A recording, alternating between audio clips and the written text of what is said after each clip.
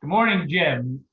Thanks for joining me this morning, giving myself and our audience a few minutes of your time today. I know it's precious, so I appreciate you joining me this morning. It's great to be with you, Tom. Thanks for having me. I appreciate it. Excellent. So, Jim, why don't you tell everybody a little bit about yourself and CEDF? Sure. I appreciate that. The Community Economic Development Fund, I think, as you say, most folks know us as CEDF. We're in our 26th year now. We are based in Meriden, Connecticut, but we're a statewide organization.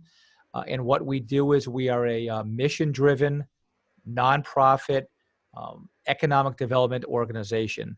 So what does that exactly mean? Since there's a lot of economic development organizations in the state, really four pieces, Tom. A, we provide loans to startup and existing small businesses across Connecticut that cannot obtain traditional bank financing. B, in support of our clients, we have business advisors that are employees here that work very, very closely with those clients for the life of their loan. The third part is we have a very good, under Fred Welk's leadership, a business education center, which we call our BEC. We love initials here at CEDF. We call it our BEC, our Business Education Center, which provides a lot of online webinars, podcasts, and pre-COVID and hopefully in the not too distant future, in-person seminars and workshops as well. And then the fourth piece is we are also do our fair share with community development and helping commercial arteries in major cities in the state maybe get a little bit more business friendly. So kind of in a nutshell, that's what our organization does. And we're proud of it, mission driven. We love what we do every day. The 13 of us here in the organization, it really energizes us to help small businesses, to help communities, hopefully get bigger and better and provide a better part of the economic development engine in the state of Connecticut. Awesome. That's great. Yeah, that's great to have, and I think I wonder if everybody knows you're even out there. So hopefully we get the message out. This will help. That'd be great. Jim, what's been the impact on the COVID-19 with your the CEDF clients? Excellent question. Right now, Tom, we have about 220 total clients or so, and at last count in about 30 to 40 different industries.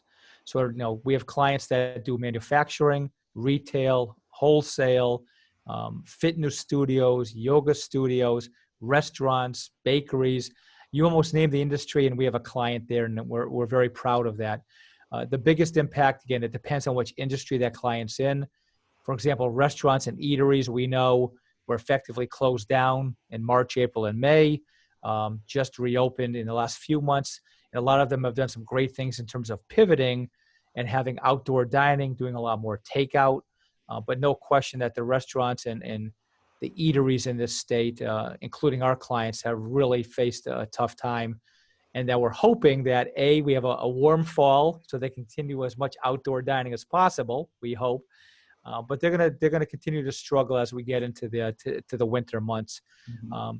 A lot of our clients who were very strong manufacturers before COVID hit, given some of their customer base maybe not paying on time, they've struggled a little bit as well. But so the big impact really has been, again, the initial shutdown, the continued slowdown of business. The good news is a lot of our clients have really done a tremendous job.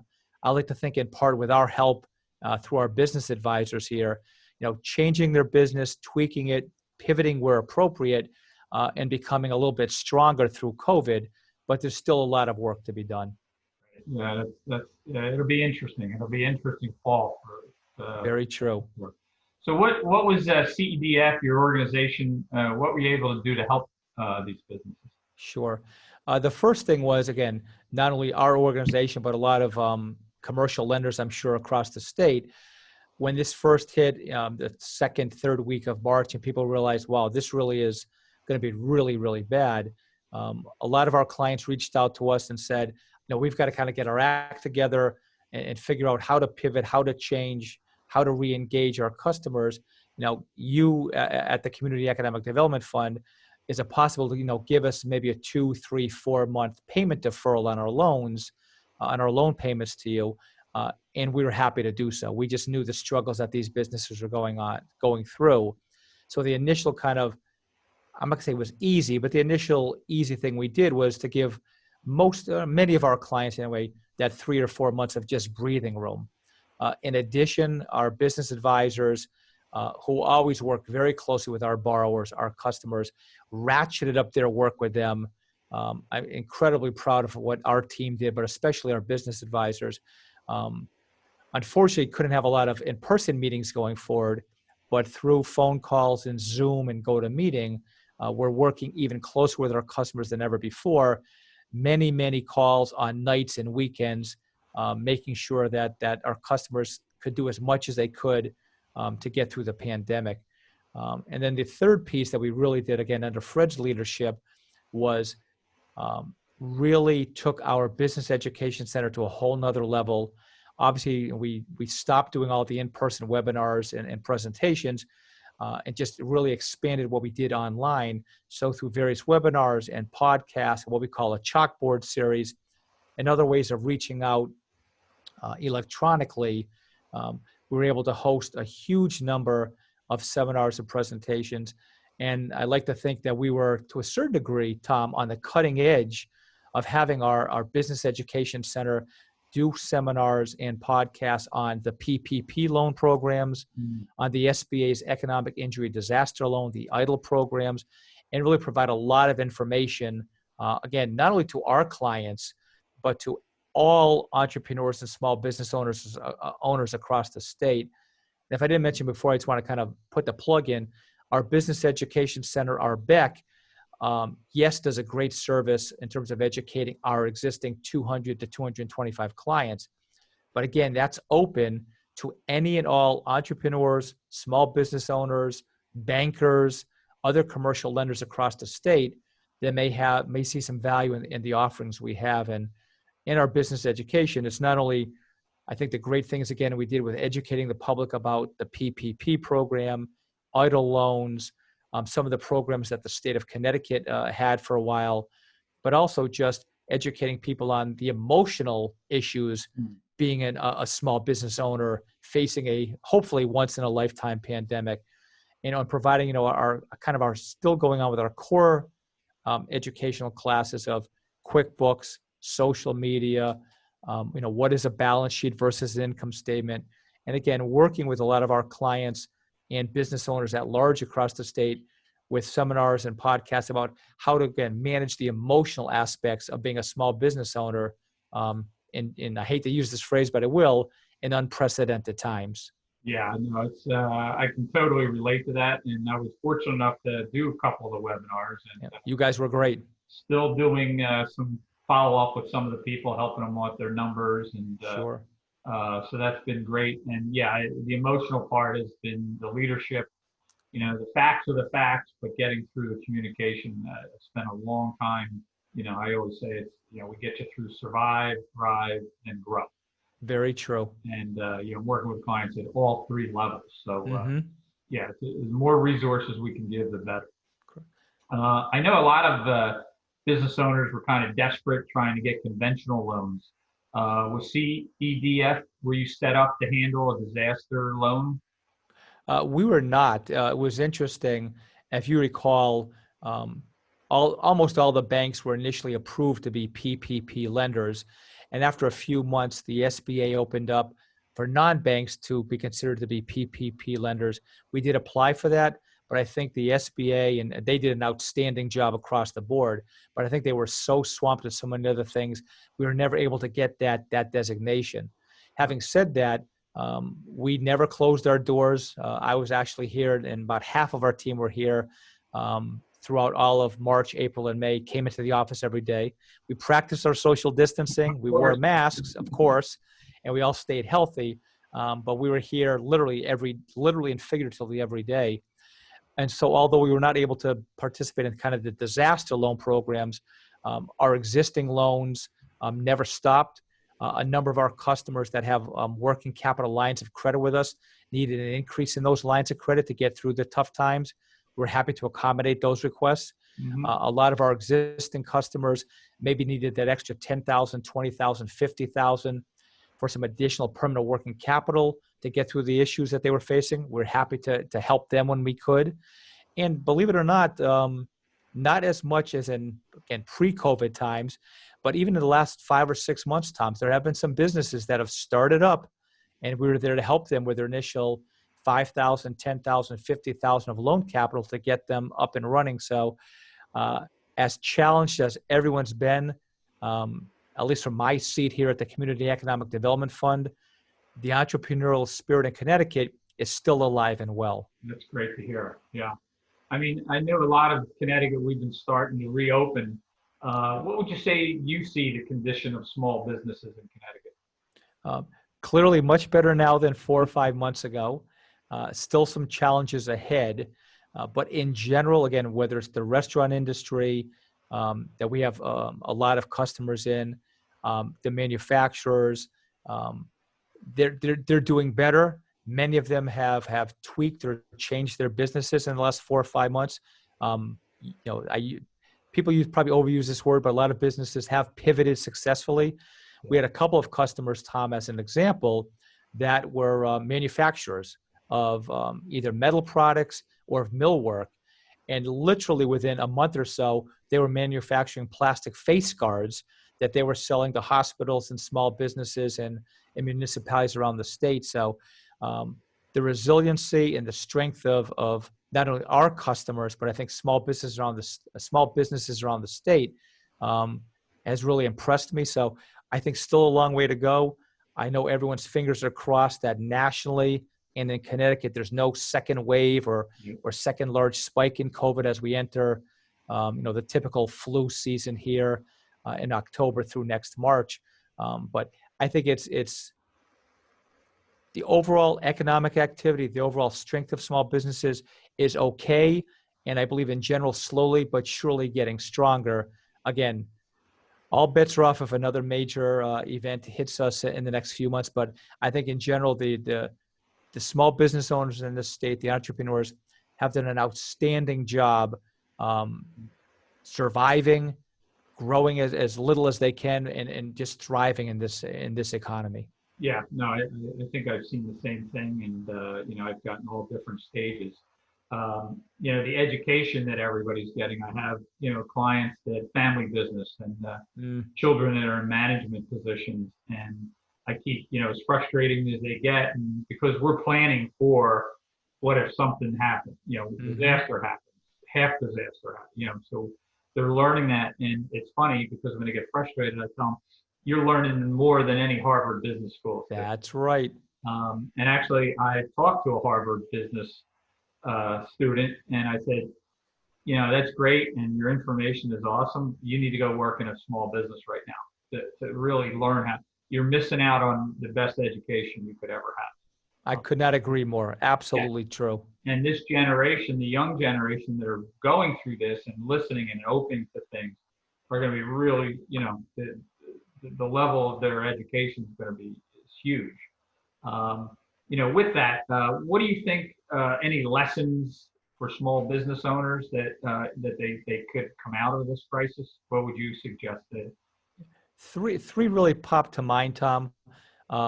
One is to always, to the best of your ability as a small business owner, stay on top of your financials and your records.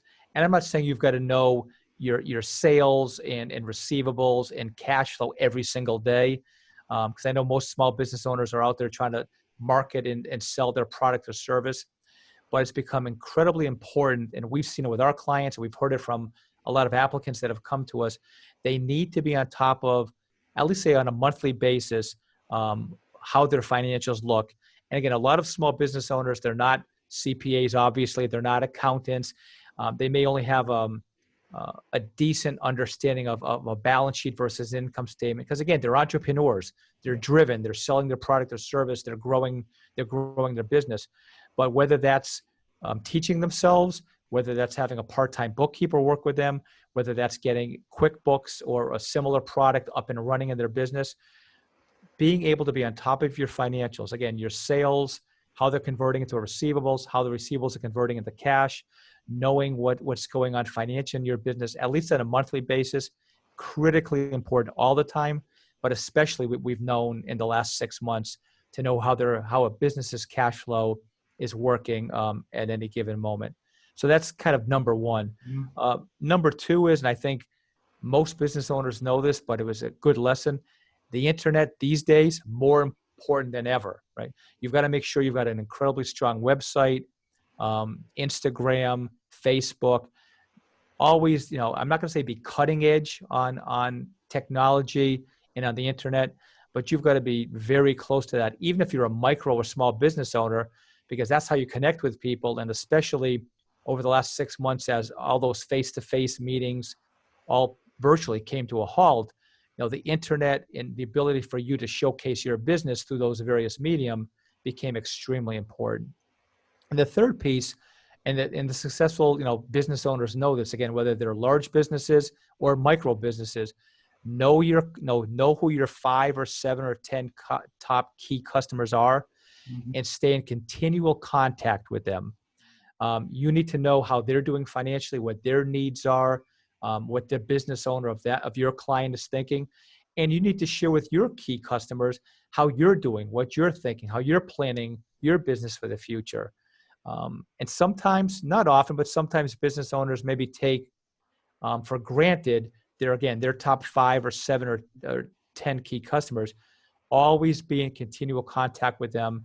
And I'll tell you, our businesses that heeded that and were in that mental mode, I think even did better during COVID, because you need to rely so much on your business partners and your vendors and suppliers that the businesses that were really in close contact, I think, did much better than the ones that maybe were not as astute or in tune with their clients as perhaps they should have been.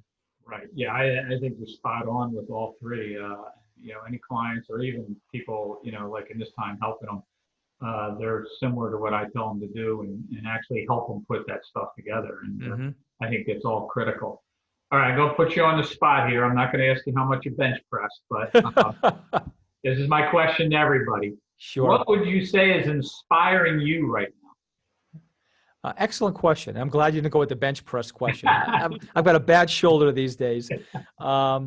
What's inspiring me, and I think our entire staff here at the Community Economic Development Fund, is the resiliency, the bravery. I'll use the word bravery, the incredible ability of our business owners, our clients, to change and pivot and bust through that next hurdle, or jump over that wall, or dig underneath it, whatever it takes to kind of keep their business going.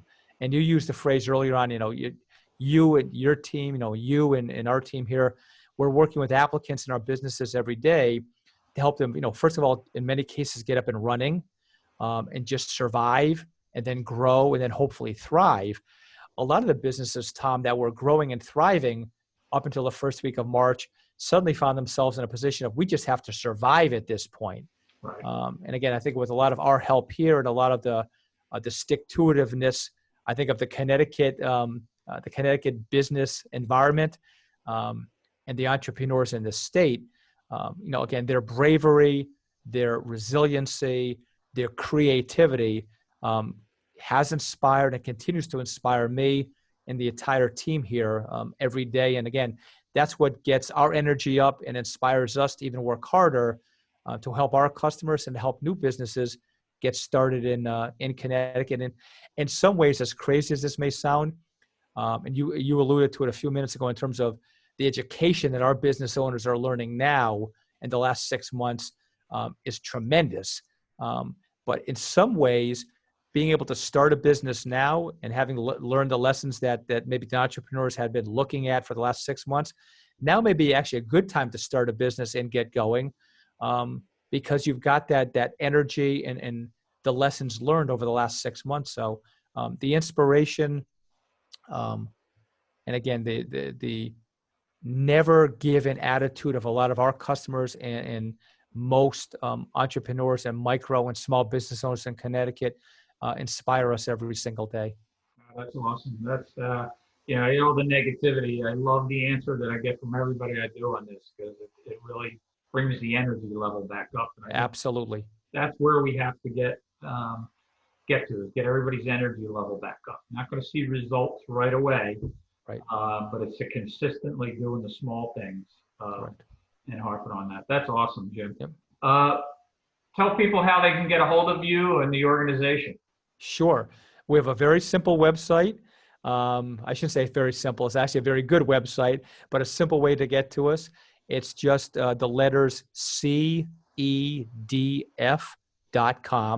So once again, CEDF.com. And I invite people to call me or email me directly. My cell number is 203-915-4429. And my personal email address is the letter J dot, and then my last name, which is a little tricky. So it's the letter J dot BZDYRA at CEDF.com. Like one of those login numbers, for the verification codes. Thank you, Tom. I know I need to buy a vowel or two. I've heard that. I've heard that just a couple of times in my life. Yes. Stands out. That's what we're all about in business. You got to how do you stand out? Hey Jim, I really really appreciate what you've said. Pleasure. I'm sure our listeners can really benefit from this, and we'll reach out to them as much as we can on this. And I really really thank you for your time and effort today. So thanks again, and have a great day. My pleasure. Thank you for having me, and this was terrific. And whatever we can do to work together to continue to, grow the entrepreneurial spirit in Connecticut and get businesses started and jobs created, that's our mission. That's what excites us. And whatever we can do to help anybody out in the state of Connecticut, that's what we're here for. So once again, the last plug, it's simply CEDF.com. Thank you, Tom, for your time. I sincerely appreciate it. What does CEDF stand for again? One more time. Yeah. The Community Economic Development Fund. Great. All right, Jim. Thanks, and have a great day. You as well. Thank you.